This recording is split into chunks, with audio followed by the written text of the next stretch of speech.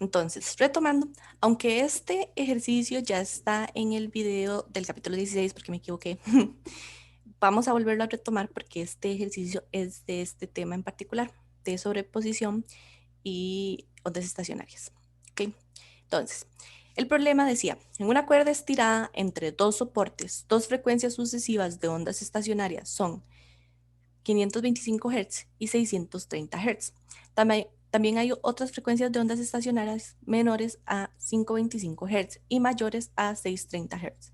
Si la rapidez de las ondas transversales de la cuerda es de 384 metros por segundo, ¿cuál es la longitud de la cuerda? Suponga que la masa de la cuerda es lo suficientemente pequeña que se puede ignorar su efecto sobre la tensión de la cuerda. Ok. Primer paso en estos problemas.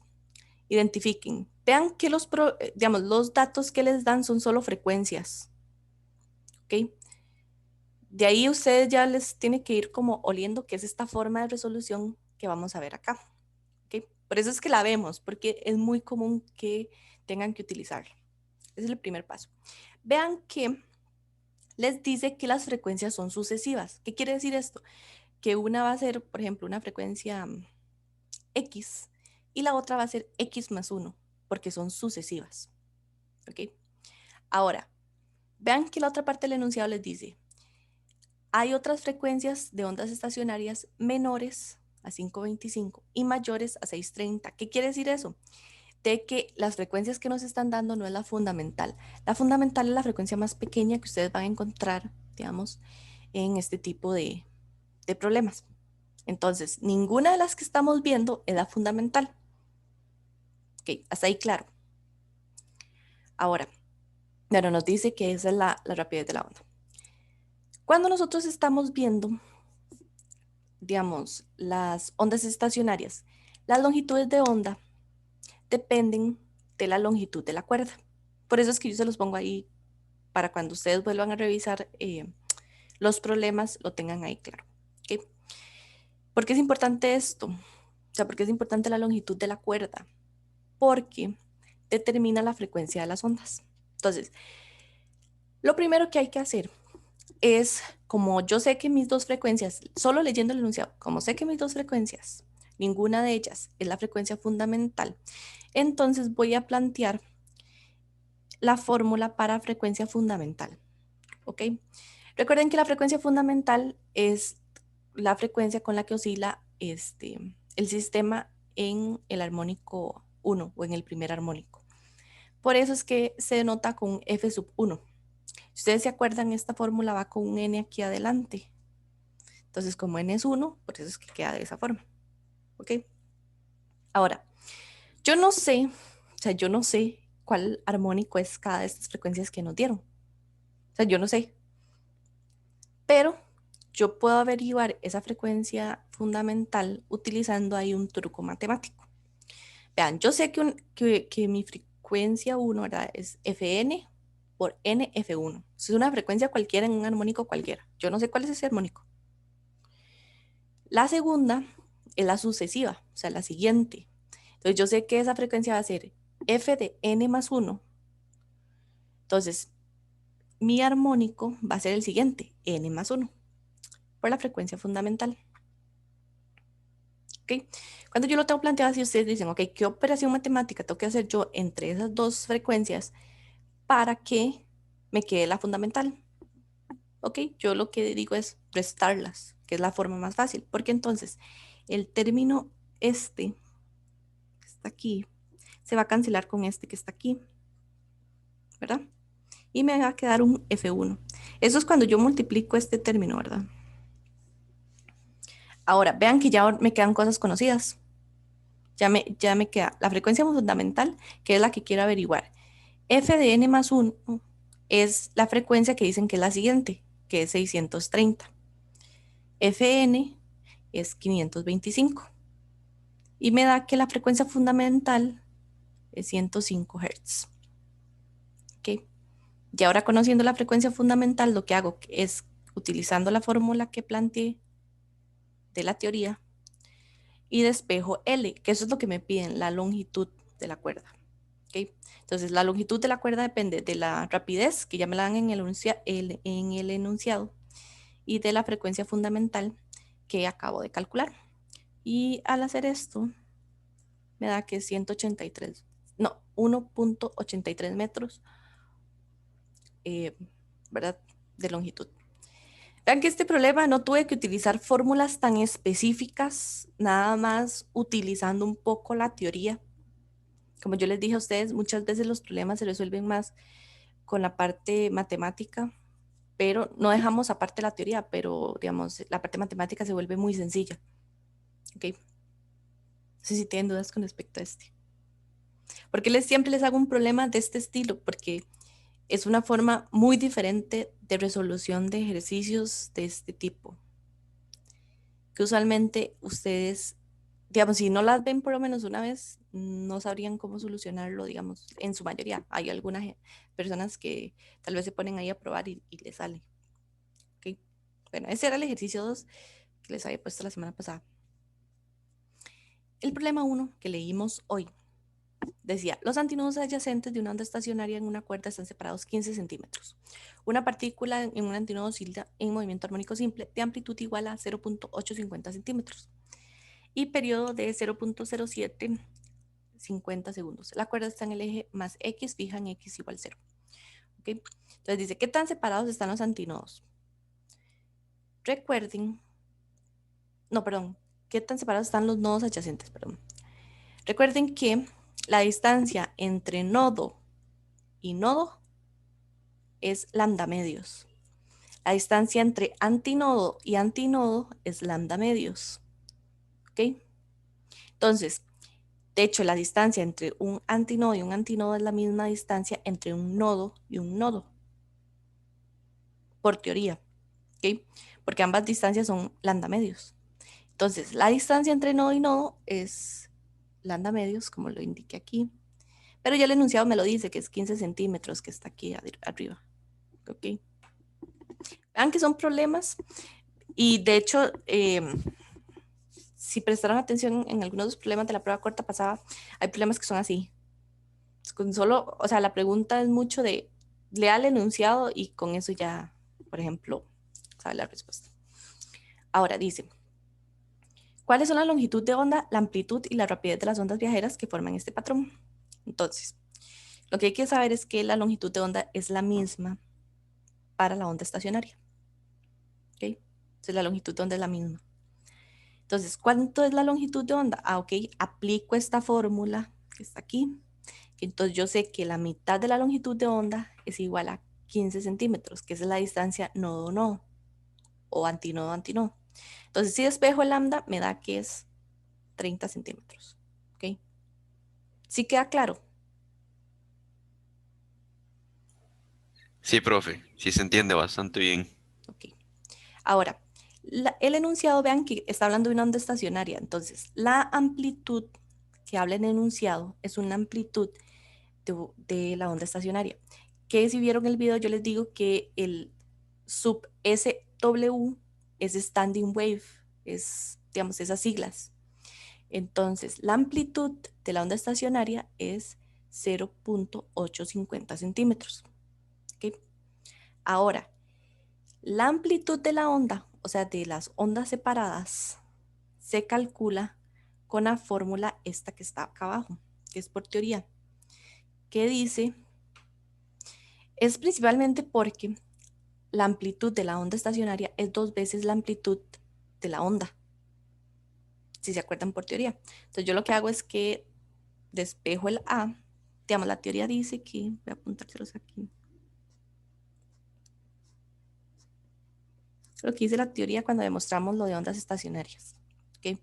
Entonces lo que hago es despejar el A y me queda un medio de la amplitud de la onda estacionaria. Sustituyo, ya me da la amplitud de la onda. ¿Ok? ¿Todo bien? Vean que son cálculos bastante sencillos, nada más es como despejar, pero la teoría tiene que estar fresca y manejarla bien. Y ahora, la rapidez de las ondas viajeras es esta que está aquí. Tengan cuidado porque a veces se confunden cuando les hablan de rapidez de las ondas viajeras y rapidez transversal. ¿Okay? La rapidez de las ondas viajeras solo depende de frecuencia o periodo y longitud de onda, ¿ok? Porque ella se mueve a lo largo del eje X, la rapidez de las ondas. La onda, cuando ustedes hablan de de la rapidez transversal, la rapidez en la que se mueve en el eje Y. Por eso depende de la amplitud y de la frecuencia angular. ¿Ok? Por eso es que se los recuerdo, porque es algo como que los confunde, como que utilizan las fórmulas al revés. Entonces, la rapidez de la onda sería v por la frecuencia por la eh, longitud de onda. En este caso, para no calcular la frecuencia, yo ya tengo periodo que me lo da el enunciado, que me dice que es 0.0750. Y bueno, aplico. Recuerden, utilicen unidades del SI. También podrían haber utilizado la longitud de onda en centímetros si ustedes ven que en las opciones de la prueba corta vienen centímetros, ¿verdad? Para no hacer dos conversiones y perder un poco de tiempo en eso, ustedes ahí sí lo utilizan, ¿verdad? Por eso siempre les digo, digamos, utilicen siempre las... ok, o sea, voy a retomar todo. Cuando ustedes estén utilizando digamos, haciendo la prueba corta, ¿ok? Y ustedes ya van en el último paso del problema, por ejemplo, calculando ya la velocidad, ya han calculado la longitud de onda. Ustedes en los pasos anteriores siempre utilicen unidades del SI, ¿verdad? Mientras puedan, utilicen unidades del SI. Si ustedes ven que, por ejemplo, las unidades específicas de las opciones no son en SI, que muchas veces pasa que, por ejemplo, les tiran velocidades en centímetros por segundo o amplitudes en centímetros o longitudes de onda en centímetros o en otras unidades. Entonces ahí sí pueden tomar la decisión de no utilizarlo, porque van a tener que hacer conversión para calcular y después volver a hacer conversión para regresarse a las unidades que vienen en el enunciado. Entonces por eso traten de fijarse bien cómo les dan las unidades, porque así en la forma de resolución no van a perder tanto tiempo. Entonces es un consejo, si quieren hacerlo, si no, lo siguen utilizando igual. Ok, en este caso que yo utilizo aquí, yo utilizo la función de la onda estacionaria con sen de kx y sen de omega t, ¿verdad? Pero muy probablemente ustedes utilizarían sen de kx cos de omega t, que así es en la teoría, pero les voy a enseñar por qué, aún utilizando la función con un seno en lugar de coseno, va a dar igual, ¿ok? Y es por eso que muchos de los libros utilizan ambas funciones, ¿verdad? Porque, por ejemplo, los valores máximos y mínimos de las funciones coseno y seno son el mismo, ¿verdad? 1 y menos 1. Entonces, utilizando esta en específico, cuando yo derivo, me va a quedar omega a sen de kx cos de omega t. ¿Ok? Ahora, nos pide en C que dice que calcule las rapideces transversales máxima y mínima de un punto en un antinodo. Entonces, ya cuando yo tengo la velocidad transversal, recuerdan que yo les dije que la transversal, la máxima depende de omega y a, que la transversal es la derivada de la función. En el antinodo, si ustedes han visto las gráficas, ustedes van a ver, por ejemplo, esto de esta forma, perdón por el dibujo tan feo, pero digamos, dos antinodos es en esta parte máxima de la onda, ¿verdad? Los nodos van en esta. Entonces, en el antinodo, esta función va a ser 1, porque es su valor máximo. Yo estoy utilizando kx porque es el desplazamiento, ¿verdad? O sea, la función que tiene las variables de desplazamiento. ¿Ok? Y estamos hablando de antinodos, que es una distancia. ¿Ok? Ahora, me va a quedar esta función. ¿Ok? Esta función, esto lo estoy sacando desde cero, ustedes pueden aplicar la fórmula para que vean lo que va detrás. Esta función es máxima en 1, ¿verdad?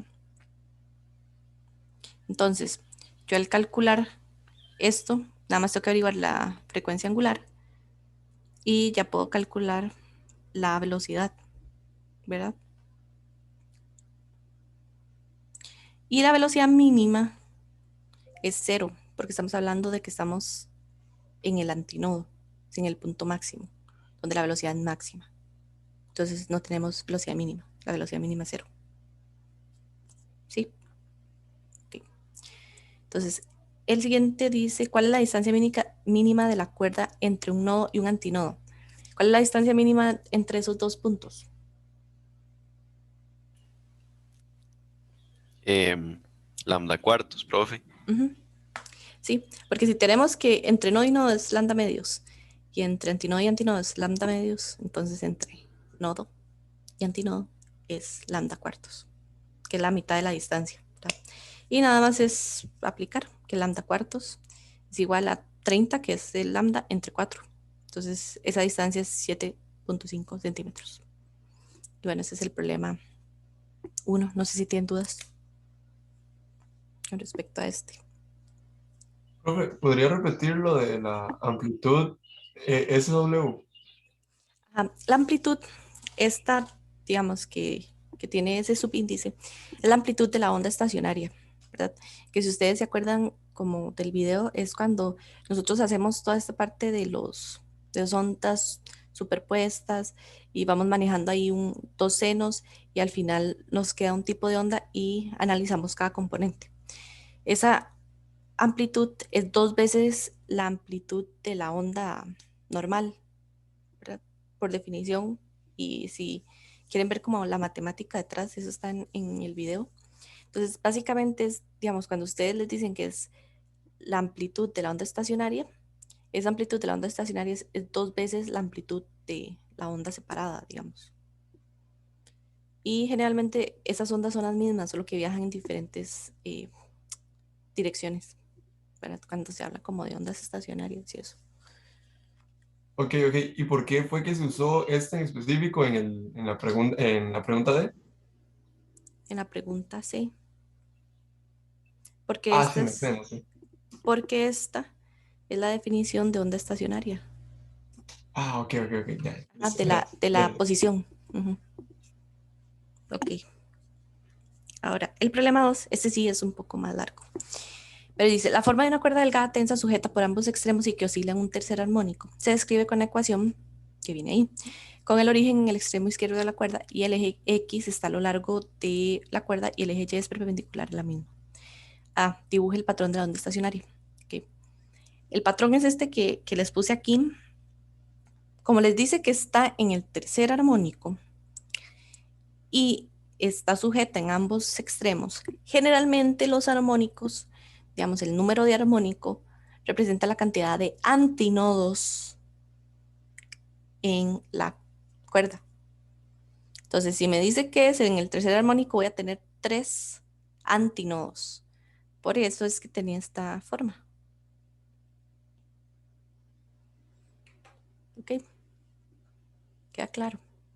Entonces que lo dibujo así, pero si ustedes ven la teoría, van a ver varios dibujos de cuerdas, ¿verdad? Sujetas en ambos extremos y para diferente cantidad de nodos y antinodos. Pero básicamente eso, digamos, es, digamos, cuando yo hablo de tercer armónico, hay 3 antinodos. Si sería un cuarto armónico, hay 4 antinodos.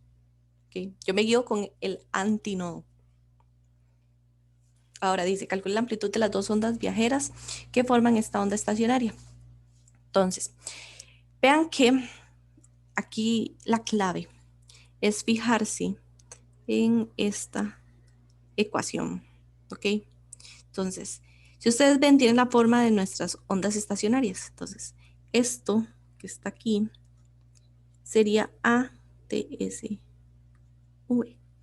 Esto que está aquí por unidades y porque va multiplicado con la X es K. Y esto que está aquí es omega, ¿ok? Entonces vean que ya el enunciado me dice A de la onda estacionaria, la amplitud de la onda estacionaria, el K, el número de onda, y el omega, frecuencia angular. Entonces la parte B dice que calcule la amplitud, o sea, necesito calcular el A de la onda viajera, ¿verdad? Entonces lo que hago es hacer lo mismo que hicimos ahorita en el ejercicio 1. Yo tengo que la amplitud de la onda estacionaria es igual 2 veces la amplitud de la onda viajera.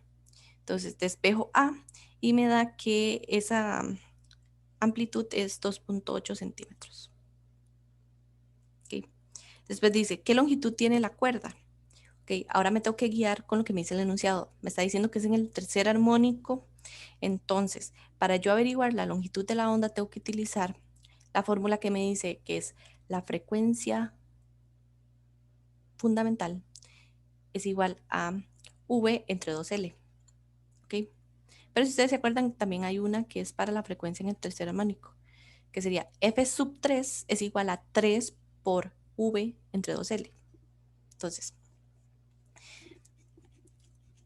es lo mismo, digamos, esa fórmula utilizando longitud de onda, ¿verdad? Porque recuerden que la longitud de onda depende de la frecuencia y de la velocidad. Entonces yo uno esos dos términos y sé que eso es longitud de onda. Entonces reacomodando, vean, yo tenía que es frecuencia es igual a V entre 2L, ¿verdad? Entonces despejo la L y me va a quedar como, creo que es V entre F, que es longitud de onda. ¿Okay? Entonces queda de esta forma. Este 3 que está aquí es el N, porque es tercer armónico. Entonces, yo ya sé que el K es igual a 0.0340 de la fórmula. Vean aquí. Del enunciado, perdón. Y en lambda, ese sí no lo conozco. Entonces yo lo calculo con esta fórmula que está aquí, que dice que el número de onda es igual a 2pi entre lambda. Cuando despejo lambda, me queda esto, y este es la longitud de onda. Vean que en este caso, como no me dice una unidad específica, yo mantengo las unidades de la longitud de onda, ¿verdad? Y del K, que son centímetros, que generalmente utilizan así digamos, por la forma de la respuesta, ¿verdad? Para que no quede con decimales y así. La parte D dice, calcula la longitud de onda, la frecuencia del periodo y la rapidez de las ondas viajeras. Entonces, yo ya conozco la longitud de onda que la calculé en la parte de C. Ya conozco la frecuencia angular que la vi de la ecuación que me da el enunciado. Entonces, la frecuencia normal o natural, ¿verdad? Sería esta que está aquí, ¿verdad? Que es omega entre 2pi despejando de la fórmula general de frecuencia angular. Y el periodo, ustedes saben que es 1 entre la frecuencia natural. Y la velocidad es esto que está acá. Vean que esto es lo mismo que les dije. En este caso yo lo mantuve como centímetro por segundo, ¿verdad? Si las opciones vienen así, lo marcan. Si no, lo pasan a metros. Después, las siguientes es que está en la siguiente hoja. Entonces sería, calcula la rapidez transversal máxima de un punto de la cuerda y qué ecuación tendría esa cuerda si vibrara en su octavo armónico. Okay. Entonces, la velocidad máxima es omega por la amplitud de la onda estacionaria. Entonces es nada más sustituir. ¿Okay? De aquí es que sale de esta función, ¿okay? De la derivada de esa función. Pero igual ustedes pueden utilizar esta por definición, es la velocidad transversal máxima. Y después dice que averigüe la ecuación para el octavo armónico. Entonces, el primer paso es averiguar la fundamental, porque recuerden que para averiguar esta sería 8 por la frecuencia fundamental. Y la otra, o sea, la que ya tenemos por enunciado es esto. Entonces, de una averiguo la fundamental y la sustituyo en la otra. Entonces, esta es la frecuencia fundamental, que fue la que averiguamos ahora en el inciso D. Si la divido entre 3, perdón, esta es la frecuencia del tercer armónico. Si la divido entre 3, es la frecuencia fundamental. Si la multiplico por 8, la frecuencia del octavo armónico. Entonces, ya con la frecuencia del octavo armónico, calculo todo lo que tenían, o sea, todo lo que iba a calcular anteriormente. Y entonces, por ejemplo, esta sería la frecuencia angular del octavo armónico. Y ya tengo, ¿verdad?, la longitud de onda y el K. Y lo único que tengo que hacer es montar la ecuación, que esta se mantiene igual, la amplitud se mantiene igual, no cambia dependiendo del armónico. Esta sería el K, ¿verdad? Que ese tampoco cambia, pero sí lo que cambia es la frecuencia angular. ¿Qué es lo importante aquí? Que identifiquen esas cosas. Cuando cambia el armónico, cambia la frecuencia, pero no cambia, por ejemplo, la amplitud y el número de onda. Lo único que cambia son las variables que dependen de la frecuencia, que en este caso sería la frecuencia angular. ¿Ok? Vean que las otras dos variables quedan igual porque ellas no dependen de la frecuencia. ¿Ok? Así queda claro. Porque esto puede salirles en teoría, ¿verdad? En las preguntas teóricas. Ok. Problema 3 dice, la función de una onda que viaja en una cuerda delgada es, ahí viene la función. Vean que de hecho escriben la función como coseno de kx más omega t, que eso también puede pasar, que les den la función coseno, ¿verdad? Como la suma de dos términos, que es como la parte más primitiva, digamos, de la matemática. Si quisieran separarlo, como ya lo teníamos, entonces habría que aplicar, por ejemplo, funciones trigonométricas.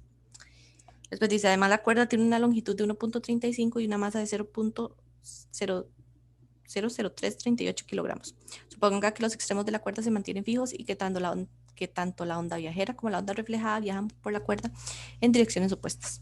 Entonces, generalmente, yo lo que hago, como ya tengo práctica, lo hago de forma directa o también hago esto. Yo planteo la fórmula que me da el enunciado, ¿verdad? E identifico las variables. Entonces, en este caso, yo sé que eso que está ahí es A, eso que está ahí es K, lo rosado, y lo azul es omega. O sea, estos tres. Profe, una Sí, pregunta. El 2,30 milímetros, porque es A y no 2A. así, eso era lo que les iba a explicar, porque, digamos, dice la función de una onda que viaja. Vean que no les está diciendo que es la onda estacionaria. Les dice que es de una onda que está viajando, o sea, es una onda viajera. Entonces, por eso es que en ese caso es la amplitud de la onda viajera. Si les dijera que es una onda estacionaria, ahí sí sería A de sub SV, SW, perdón. Ok, Está bien, gracias. con gusto. Entonces, como yo necesito de hecho averiguar la función de la onda estacionaria, yo lo que hago es primero plantear que la amplitud de la onda estacionaria es 2 veces la amplitud de la onda viajera. Entonces tengo esto. Entonces esa A de SW es 4.60 milímetros. Y como K y omega son la misma, lo único que hago es ya sustituir. Vean que la confusión puede llegar ahí, que ustedes dicen cómo identificarlo.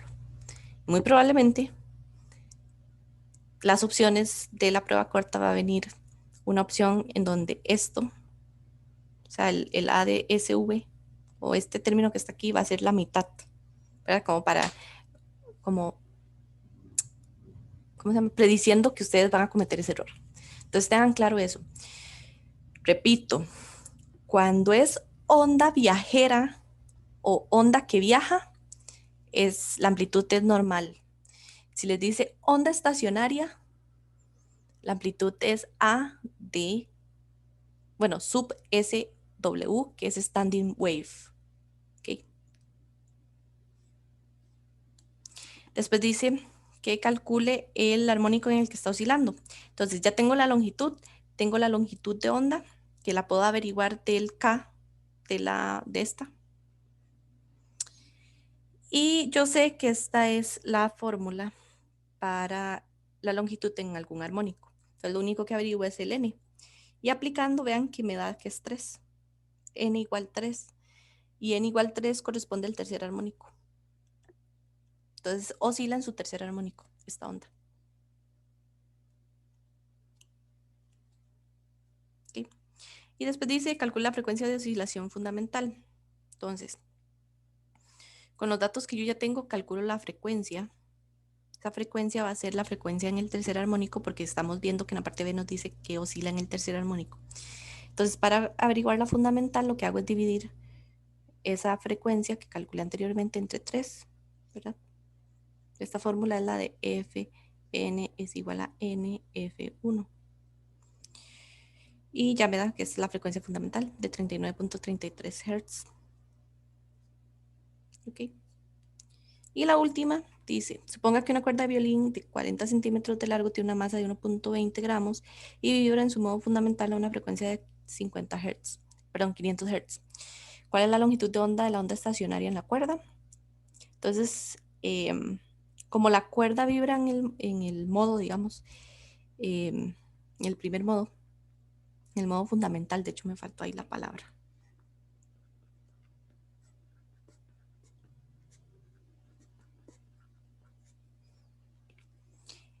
Yo voy a tener que esto es la longitud de onda, ¿verdad? En un modo cualquiera.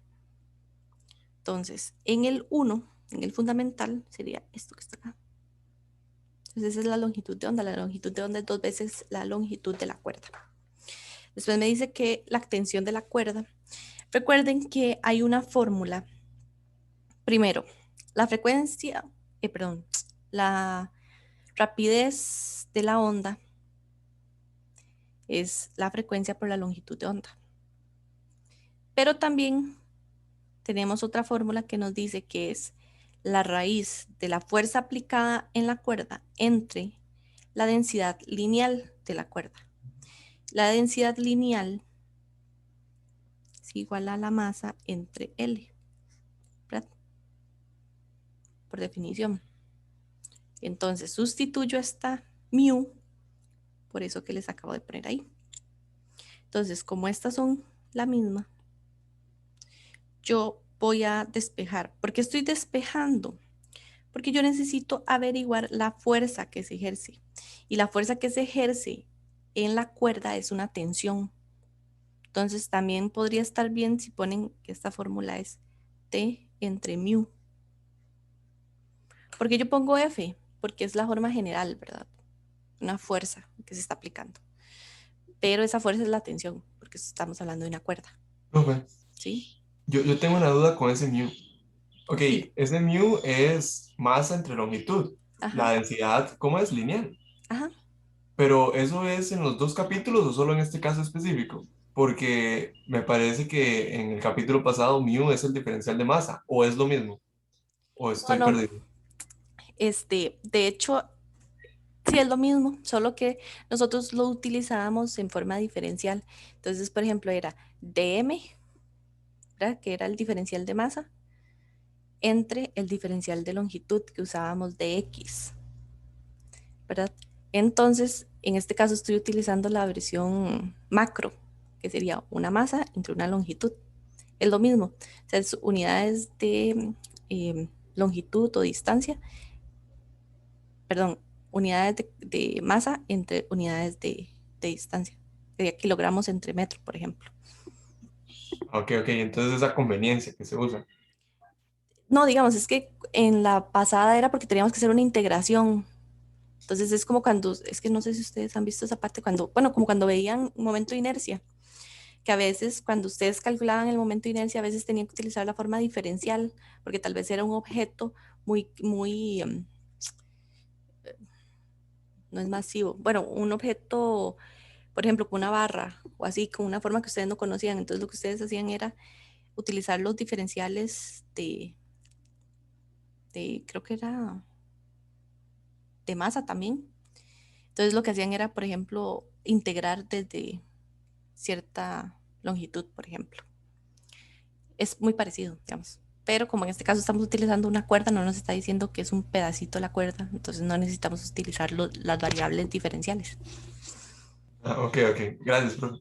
Bueno, entonces ya lo que hacen ahí es despejar la fuerza, sustituyen y de hecho tienen que utilizar las unidades del SI, tienen que utilizar kilogramos, metros, metros en la longitud de onda y en la frecuencia hertz para que les pueda dar newtons, ¿verdad? Realmente digamos, las respuestas de estos enunciados son, por ejemplo, en Newton. Y la última dice, ¿dónde debería colocar su dedo para aumentar la frecuencia fundamental a 650 Hz? En este tipo de cosas, cuando les dicen como, ¿qué pasa si yo, o sea, como, ¿cómo les digo? Como,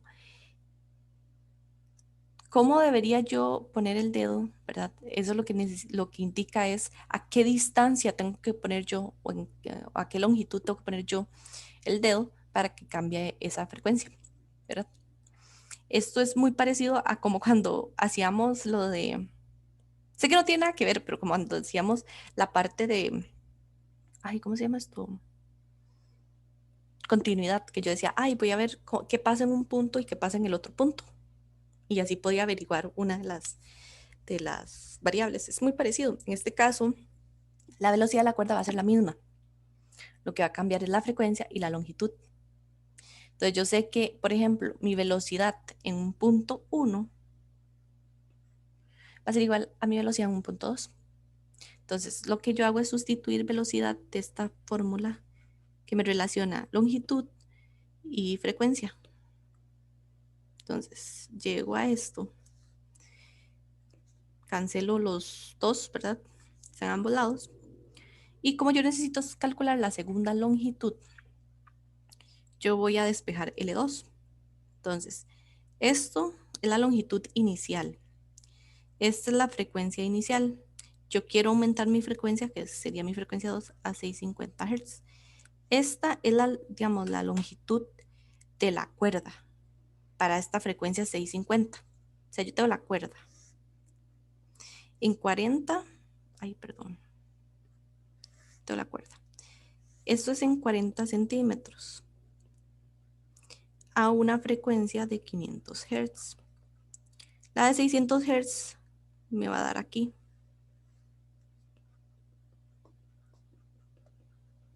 Y esto va a ser 30.77. ¿Ok? ¿Dónde tengo que poner yo mi dedo? Tengo que poner mi dedo aquí. Entonces, ¿cómo digo yo eso? Bueno, yo puedo decir, ok, yo tengo que poner mi dedo a 30.77 centímetros desde el primer extremo. ¿Ok? O yo puedo decir, yo tengo que colocar mi dedo a 9.23 centímetros del extremo final fijo. ¿Ok? Yo puedo utilizar las dos. En este caso, para mí es más sencillo. Por la forma de los violines, es hablar del extremo fijo que está más alejado mío, ¿verdad? Donde están sujetas las cuerdas, ¿verdad? Porque generalmente ustedes no ponen el dedo cerca de ustedes cuando están tocando un violín. Por eso les digo que a veces la intuición juega mucho en este tipo de problemas. O sea, yo generalmente lo explico así, pero ustedes podrían haber dicho 30.77 o 9.23, dependiendo de dónde, qué marco de referencia están viendo, digamos. Si el extremo fijo más alejado de ustedes o el más cercano a ustedes. Bueno, estos son los